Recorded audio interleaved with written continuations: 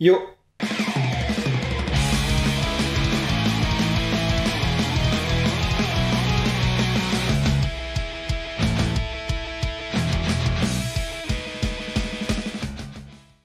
Alors pour ce second épisode de Pourquoi c'est bien, je vous ai choisi un morceau de Hit the Switch qui s'appelle Losing Reverie. Il est présent sur l'album Anthropique, sorti en 2018 si je me trompe pas. Alors pourquoi j'aime cette chanson?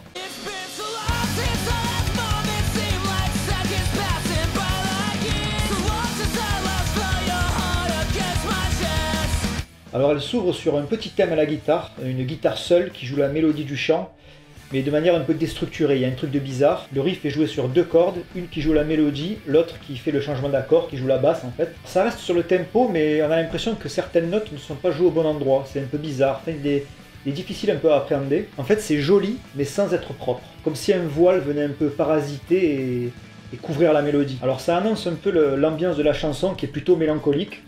Donc la mélancolie est un mélange de tristesse et de rêverie, comme dans le titre de la chanson d'ailleurs. Et on sent que dessous ces notes qui bavent un peu, il y a vraiment quelque chose de beau. La mélodie est vraiment jolie. Et toute la chanson va jouer sur cet équilibre fragile en fait, sur le mariage des contraires.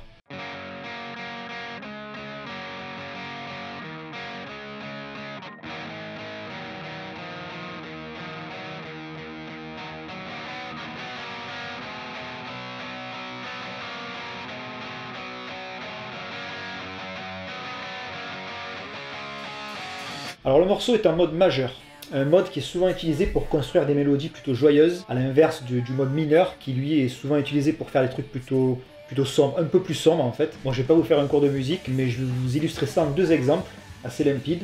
Donc ça, c'est en mode majeur.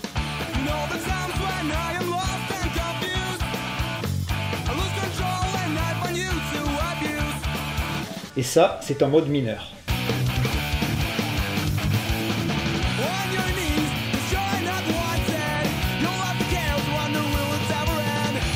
Vous captez un peu la différence d'ambiance. Alors certains compositeurs utilisent le mode majeur pour faire des trucs tristes et vice versa. En fait c'est pas vraiment une règle universelle qu'il ne faut pas briser. En fait c'est comme toutes les règles, elle est là pour poser un cadre et pour qu'on puisse jouer avec après. Donc le morceau est en mode majeur, mais la mélodie à la voix est plutôt mélancolique. Pas triste mais assez mélancolique. Donc on retrouve encore cette opposition, cette contradiction, avec une structure en constante évolution, il n'y a pas vraiment de choses qui se répètent. On reste dans les mêmes notes, mais il y a plein de petites variations, il n'y a pas vraiment de refrain, et le nombre de pieds dans la construction des vers varie énormément. Un peu comme si le texte avait été jeté sur le papier de manière spontanée, comme si ça sortait des tripes, et comme un cri de douleur en fait.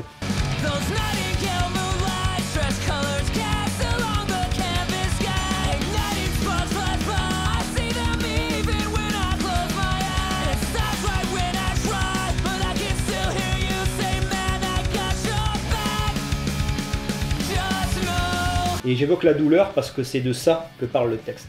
La douleur d'être séparé d'un être cher et tous les sentiments amenés par ce genre d'épreuve. Et même si on ne s'intéresse pas aux paroles ou qu'on ne comprend pas l'anglais, rien que la voix de Matt, le chanteur, suffit à faire passer toutes les émotions en fait. C'est la manière qu'il a d'appuyer les mots, d'aller chercher les notes très hautes, pouvoir les balancer comme ça avec beaucoup de puissance.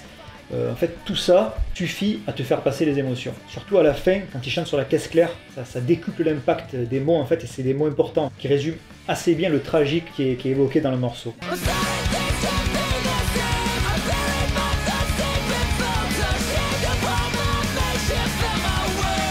D'ailleurs, c'est dans ce final que reviennent, pour la seule fois du morceau, les mêmes paroles. Quand je me casse, tu me reconstruis. Et on retrouve encore une fois ce mélange des contraires, cette espèce d'antithèse qui est filée tout le long du morceau, autant dans le fond que dans la forme. Parce que quand on perd quelqu'un qui a compté pour nous, en fait, donc on souffre forcément, mais on se rappelle aussi des bons moments. Donc il y a vraiment cette expérience douce, amère en fait. Et c'est très très bien retranscrit dans le morceau. A noter aussi le côté épuré, c'est très basique, ça reste sur des rails, que ce soit la guitare, la basse, la batterie, il n'y a pas vraiment d'artifice. C'est très simple, tout est au service du chant. Pas de chœur, pas de contre-chant, pas de tierces, pas trop d'harmonie. En fait, on fait vraiment confiance à la mélodie et c'est juste la voix principale. Et cette absence d'artifice, ça rend le morceau plus sincère en fait. Ils font vraiment confiance à leur mélodie. Le seul artifice, c'est un solo de guitare. Il y a un beau solo de guitare à un moment donné. Mais quoi de mieux qu'un solo de guitare pour souligner la solitude dans laquelle on se retrouve après la perte de quelqu'un.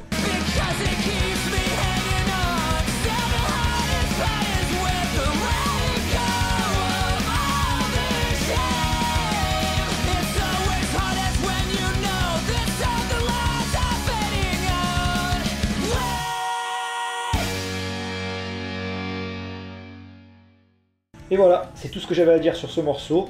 J'espère que ça vous aura intéressé et que ça vous donnera peut-être une approche différente la prochaine fois que vous l'écoutez. Enfin, en tout cas, j'espère. Merci d'avoir regardé jusqu'au bout.